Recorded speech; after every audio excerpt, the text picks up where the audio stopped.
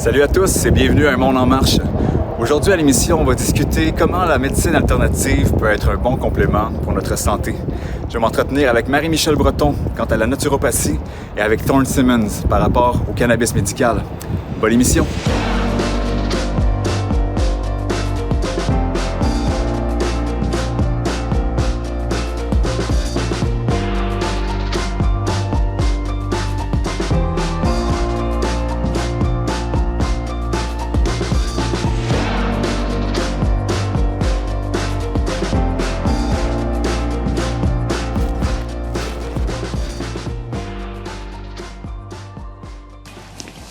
Me voici aujourd'hui en compagnie de Marie-Michelle Breton, qui est une naturopathe agréée ici à Victoriaville. Salut Marie-Michelle, Bonjour, merci d'avoir enchantée, accepté de marcher Merci. avec moi. Aujourd'hui, on discute un peu de médecine alternative, comment est-ce que ça peut s'inscrire dans la santé globale des êtres humains. Puis j'aimerais ça déjà que tu puisses me parler de qu'est-ce que c'est que la naturopathie, puis c'est quoi un peu la nature de ton travail? Oui, en fait, la naturopathie, c'est philosophie de vie, en fait, puis une approche complémentaire. On peut travailler en prévention, mais aussi en soutien des gens qui commencent à avoir des déséquilibres, puis en complémentarité avec un suivi médical aussi, sans toutefois, c'est ça, déroger du suivi avec les praticiens de santé, puis avoir d'interactions aussi médicamenteuses, là, on fait attention à ça. On va travailler sur les 4 piliers, en fait, de la santé, les 4 principaux, qui est, en fait, l'environnement, la gestion du stress, le sommeil et l'alimentation, avec, activité et compagnie, là, mélangées à ça. Puis est-ce que tu sens qu'aux yeux de la médecine, la naturopathie a sa juste place? Est-ce qu'elle prend vraiment une position définitive ou il y a encore du chemin à faire pour que ce soit accepté, que ce soit intégré à la médecine traditionnelle? Ouais, ben en fait, c'est intégré plus ou moins parce on n'a pas d'ordre. En fait, on n'est pas reconnu côté gouvernemental. Par contre, il y a l'ANAC, qui est notre association des naturopathes agréés, qui justement aide beaucoup à faire avancer les choses. Mais je pense qu'il y aurait plus à faire, là, par exemple, donner plus de conférences, avoir accès dans les écoles pour enseigner justement les habitudes de vie pour les élèves, les étudiants. Là. Parce que c'est ça, il y a quand même, notre société est principalement basée sur le système de santé, les hôpitaux et tout ça. Puis bon, le côté pharmaceutique est très présent. Mm-hmm. Mais là, avec la naturopathie, on prescrit pas les mêmes choses, là. On est comme dans un autre format de médicamentation. C'est plus des remèdes que des médicaments, j'ai l'impression. Oui, ben c'est ça. C'est sûr que le côté beaucoup préventif, nous, en médecine, on peut dire qu'on sauve des vies. En naturo, on peut dire qu'on améliore, en fait, la qualité de vie, le bien-être des gens. Fait que c'est sûr qu'il y a plusieurs approches qu'on peut intégrer, là. Tu sais, ça peut être, par exemple, au niveau des techniques de respiration, des types d'alimentation différentes, parce que, tu sais, on est individuellement toutes biochimiquement différents. Donc, on peut adapter, par exemple, l'alimentation aussi, là, selon les individus. Donc, c'est ça, tu parlais qu'on est vraiment dans un esprit de prévention, de voir à long terme, qu'il y ait des habitudes de vie au quotidien qui soient entreprises par les gens. Mm-hmm. Plutôt que de patcher le bobo, mais c'est d'essayer de voir d'où vient le bobo aussi, de le réparer à la source. On est vraiment on essaie de voir en fait le lien avec les systèmes, puis l'incohérence et le déséquilibre pour trouver la cause en fait là, des symptômes ou des malaises. Là. Les gens viennent beaucoup nous voir en naturo, justement en lien avec des déséquilibres plus au niveau digestif, fatigue, épuisement et beaucoup de douleurs chroniques. Là. Fait que c'est vraiment une corde de plus qu'on optimise là, pour les gens. Ouais. Sens-tu justement que la causalité de la maladie est souvent mis de côté peut-être?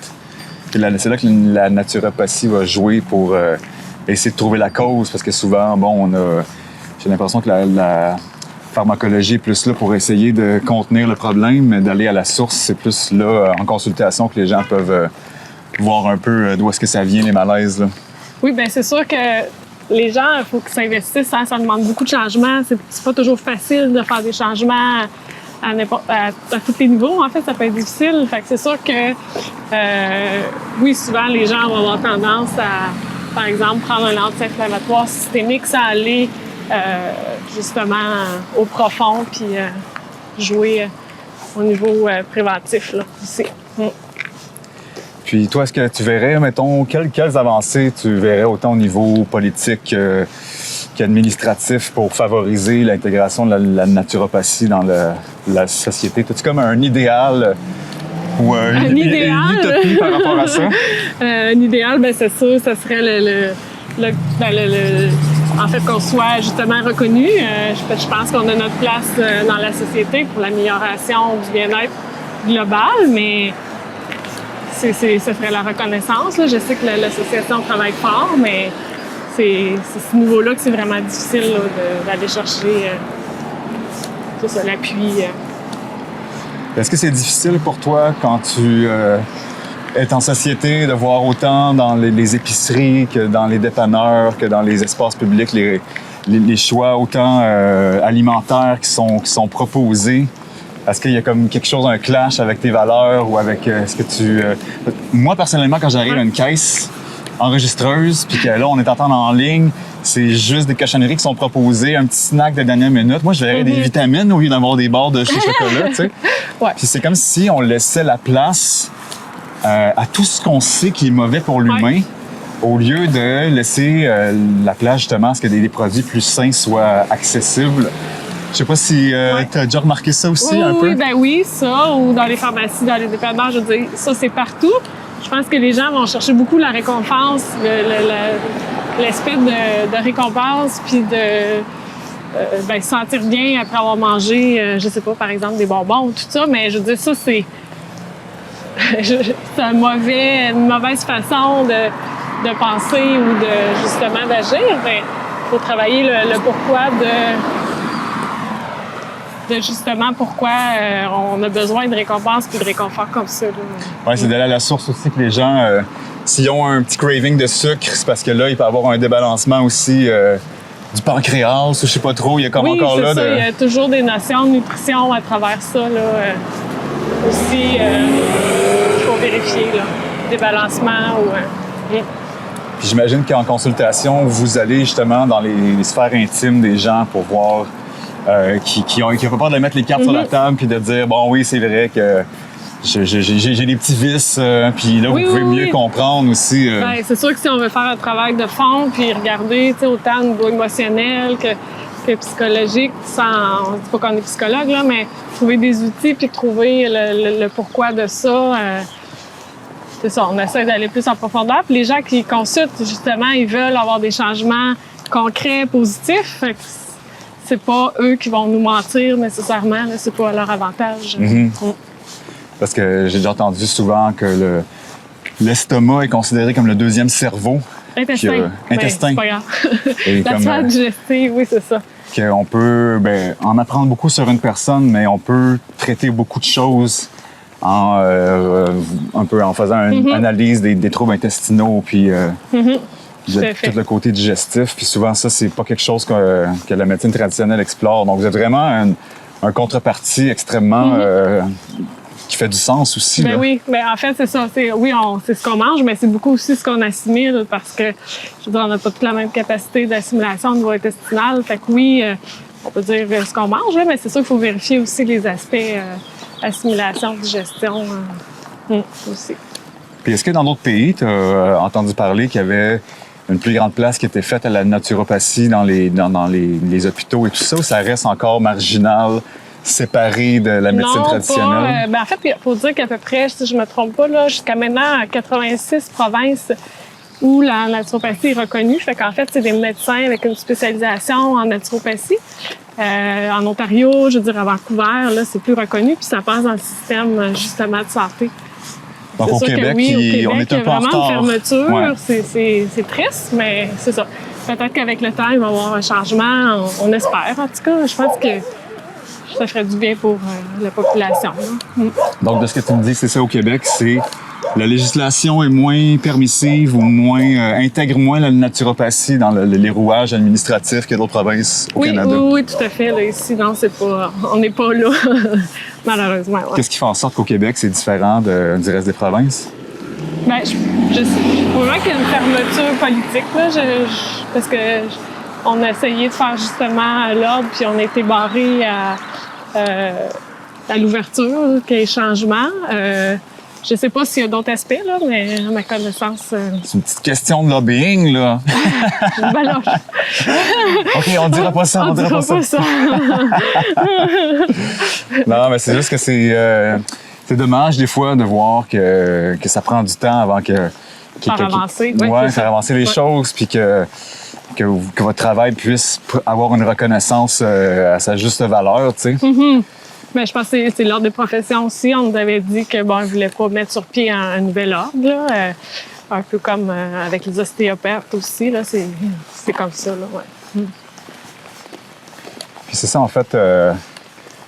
Comment tu vois, toi, la santé globale, bon, parlons du Québec en tant que tel. Est-ce que tu vois une amélioration de la prise en charge de la santé chez les gens? Ou est-ce que tu as vu justement que le Québec il prend un peu plus de mieux à ce niveau-là, ou il y a comme des nouvelles tendances sociales qui font en sorte que ça se dégrade plus que ça s'améliore? Par rapport à la santé de la population, je pense pas qu'il y ait de l'amélioration. Chez les gens qui se prennent en main, peut-être, mais c'est sûr qu'on a des choix à faire comme individus qui sont, c'est ça, pas toujours faciles, mais je sais pas au niveau des statistiques, là, mais quand moi je rencontre des gens, mais c'est ça, c'est des gens qui souvent, en fait, on voudrait agir plus en prévention, mais souvent, c'est des gens qui ont besoin de soutien autre que la médecine en complémentarité. J'avais entendu dire que dans certains pays asiatiques, il y avait beaucoup moins d'ostéoporose, par exemple, parce que bon, les femmes consommaient moins de produits laitiers. Oui. Parce que c'était pas dans leur alimentation, c'était plus des algues, du poisson. Oui, c'est ça. Des trucs à base de fèves de soya et tout ça. Puis il y a comme vraiment une corrélation parfois qu'on peut faire dans des modes d'alimentation entre les peuples. Puis tu sais, ici, est-ce que d'appliquer ces changements-là, ces impacts-là qu'on voit sur l'alimentation dans d'autres pays, des intégrer dans nos... Oui, c'est sûr que c'est la remise des produits laitiers, bien ça a été une bonne chose, je pense, de diminuer, comme tu dis, l'apport en produits laitiers, mais c'est sûr que chaque pays a ses conditions climatiques aussi, c'est différent. Là. Peut-être qu'ici, la sédentarité, il fait par rapport à d'autres pays qui travaillent beaucoup plus physiquement, là, si on peut dire. Là. Parce que j'ai l'impression que souvent qu'il y a des super belles innovations, des belles recherches, découvertes qui sont faites. Puis il y a comme le processus d'intégration de ces découvertes-là est très long, souvent dans les habitudes alimentaires des gens, mais aussi que le système reconnaisse que je pense que là, on a poussé un peu trop tel produit. On se rend compte qu'avec le temps, c'est peut-être pas optimal. Puis de renverser les mœurs alimentaires des gens, ça peut être fastidieux peut-être là, comme processus. Est-ce que je me trompe? Non, je ne pas. ça peut être vu de cette façon-là, mais c'est sûr que tout ce qui est sucré, il fait pour beaucoup, là, je pense. Les aliments hyper transformés, je veux dire, il y aurait des innovations qu'on ne prend pas en considération. Là, en conclusion, Marie-Michel, il y a des belles choses qui sont faites ici, encore du chemin à faire, j'imagine, comme dans chaque domaine. Oui. On se garde l'espoir, mais il y a encore à travailler là, pour optimiser la santé de notre peuple. Oui, bien, ça c'est sûr. Il va toujours, je pense, en avoir, mais c'est les gens à faire des choix aussi, puis à demander conseil, puis à pas hésiter à poser des questions.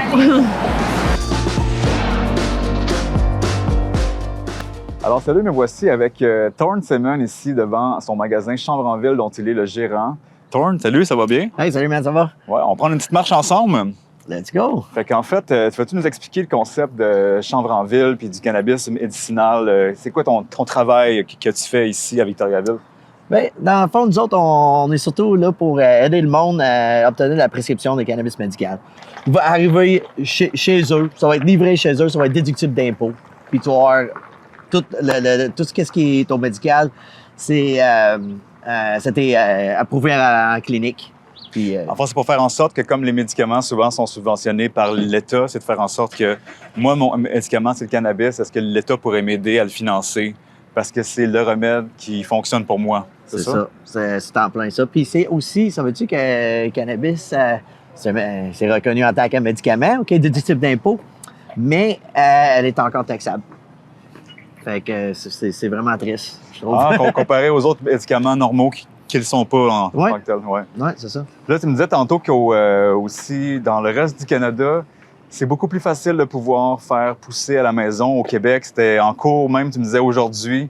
Puis il y a quelque chose au Québec qui a de la misère à passer pour qu'on puisse être plus autonome pour pouvoir le cultiver soi-même, c'est ça? Oh, oui, absolument, c'est ça. Maxime Guérin, il a amené en cours supérieur la cause de 4 plantes. Puis malheureusement, c'était après plusieurs mois d'attente, c'était refusé. Fait que on n'est pas plus avancé de ça. Je pense qu'ils veulent qu'on achète absolument notre cannabis juste au SQDC. Et, on pourrait pas produire ça nous-mêmes. Là.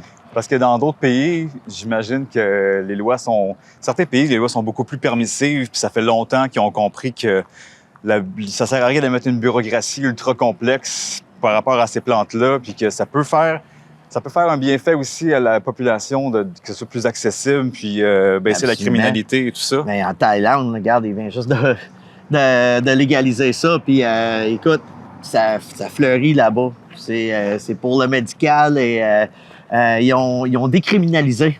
Fait que ça a ouvert les portes. Écoute, il y a du monde qui font de l'argent, puis il y a du monde qui sont capables de guérir eux-mêmes. C'est vraiment...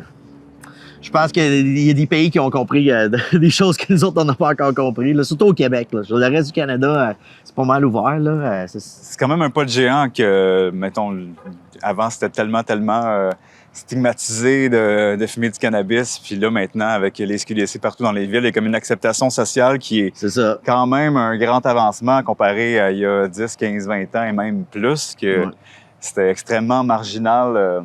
C'est ça. La seule façon légale maintenant pour obtenir, pour pousser du cannabis, c'est tu viens me voir, puis on peut obtenir la prescription de cannabis médical pour pousser chez vous. Mais c'est la seule façon au Québec. C'est ça. Je pense que dans quelques années, ça va sûrement, ça va sûrement changer les lois là, ici 5 à 10 ans. Là, mais en attendant, là, on est malheureusement pris. Puis toi, en fait, tu es aussi consultant, en fait. Les gens qui veulent se faire prescrire, tu les recommandes un dosage, peut-être une sorte de fleur qui est plus, qui correspond mieux à leurs besoins. Absolument. Parce que, absolument. Ouais. Parce que THC, c'est pas juste ça. Le monde, tout le monde maintenant, on est axé, l'industrie est axée sur le taux du THC, mais c'est pas le taux de THC qui compte. C'est aussi les terpènes, puis les autres molécules qui sont là-dedans. Il y a du CBG. CBG, c'est un petit peu comme le CBD, sauf c'est un relaxant musculaire. Donc, si tu shakes, ben, ça va vraiment aider pour ça. Il y a du CBN. Ça, c'est vraiment bon pour faire dodo. OK. Puis il y a plein d'autres molécules. Il y a du THCA, c'est un anti-inflammatoire aussi. Puis ça commence à ouvrir. On commence à découvrir tout ce que le cannabis peut faire aussi. Là, Puis moi, je l'ai expérimenté quand j'avais 17 ans. J'ai passé 2 mois en Hollande, près d'Amsterdam, où c'est un pays que ça fait longtemps que c'est reconnu, c'est légal. Puis il y a des coffee shops là-bas où les gens vont fumer légalement. Puis il y a vraiment une super belle ambiance. Les gens sont là à jouer aux échecs, à boire du thé marocain à la menthe. Ouais, ça doit être vraiment nice, là. Ouais, non, il y a quelque chose de... qui est comme tout à fait... ça fait partie du quotidien là-bas. Puis les gens sont pas plus ou moins ci ou ça. Il y a vraiment comme... c'est monsieur, madame, tout le monde, jeunes et moins jeunes, qui côtoient ces endroits-là. Puis il y a comme beaucoup moins de... C'est beaucoup moins serré, c'est beaucoup moins regardé de travers, tu sais. Oui, absolument.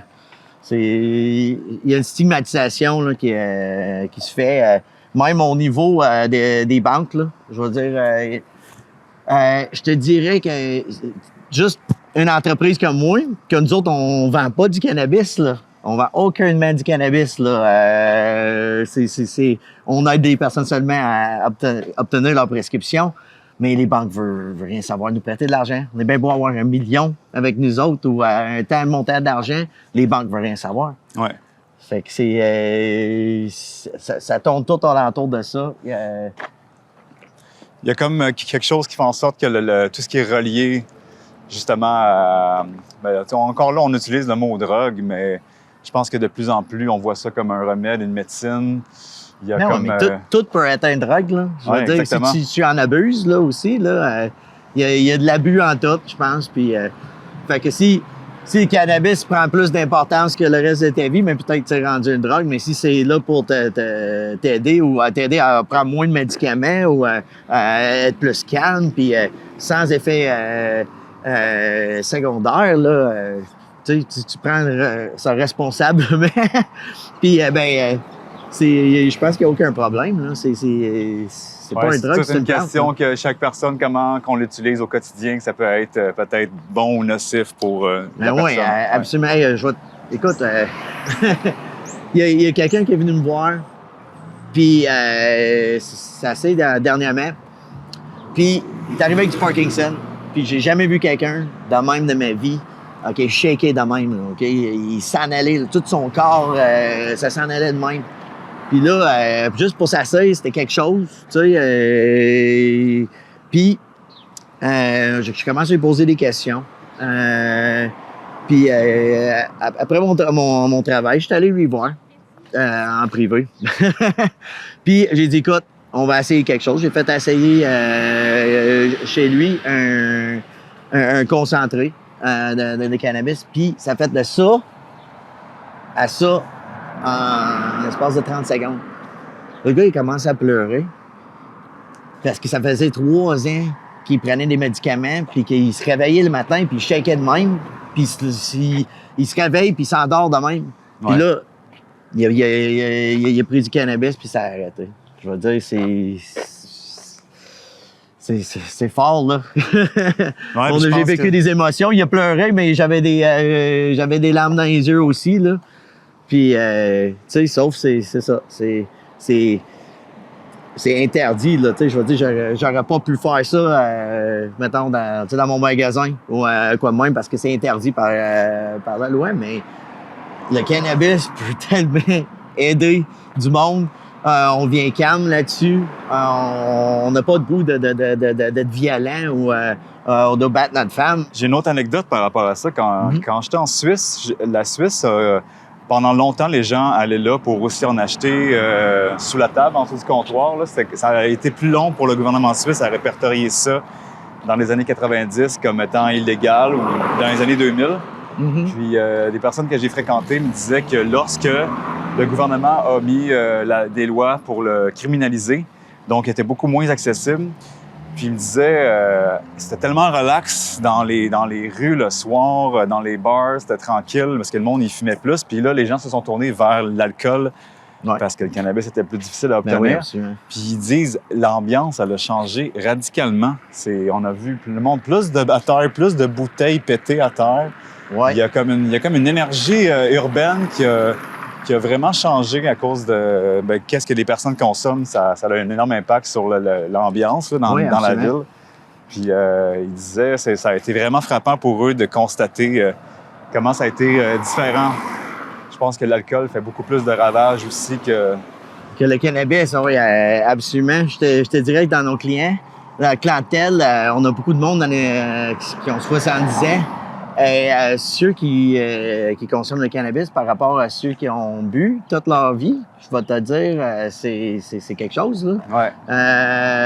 Ils n'ont pas les mêmes problèmes. Puis je suis pas mal sûr que l'alcool a fait beaucoup plus de rage, là, un point de vue de foie, puis tout ce qui est constant, ton corps, circulation de ton sang, puis tout ça, puis c'est carrément le contraire avec le cannabis. Oui. Puis c'est ça, je pense que de plus en plus aussi, la médecine commence à utiliser les substances alternatives comme ça pour en psychothérapie ou pour les traitements aussi pour le corps. Il y a beaucoup de substances comme la DMT ou autre. Ouais, les champignons aussi. Là, le gouvernement a récemment légalisé l'usage les champignons pour justement la dépression. Là. Fait que ça commence à ouvrir.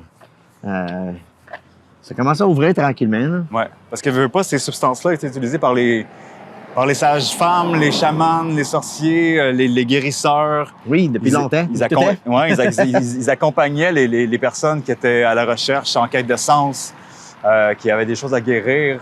Juste que c'est le côté chamanique qu'on a enlevé, c'est ce côté-là d'accompagnement, tu sais.